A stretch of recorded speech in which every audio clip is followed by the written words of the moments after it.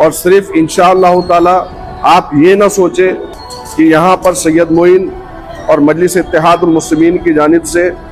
सिर्फ इतने पर ही हम देकर आपसे छुटकारा पाने वाले हैं, बल्कि इसके बाद भी मैं आप तमाम माँ बहनों से, चाहे वो मेरी माँ बहनें हिंदू हो या मुसलमान हो, हर एक से मैं ये कहता हूँ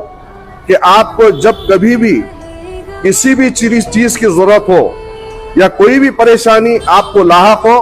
आप मुझे फोन कर सकते हैं। इंशाअल्लाह ताला मैं आपका भाई, मैं आपका बेटा हूं, आपके लिए हर वक्त इंशाअल्लाह ताला खिदमत के लिए हाजिर रहूंगा।